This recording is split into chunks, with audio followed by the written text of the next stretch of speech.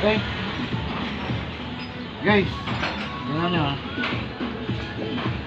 Ito yung bago na natin, battery cage 4 doors. Sa mga gusto mag-order ng battery cage, contact nyo lang ang Matex ha. Contact nyo lang si Matex. Ano, pre-order tayo, pre-order. Sabihin nyo, tapos kailan kayo babalik, ihanda ko na. Okay? Battery cage, murang-mura lang guys. Ang bigay ko. Dito na kayo sa Matex guys. Battery cage. 4 to ha, 4 na kulungan. Haba nito guys, kasi 4 to.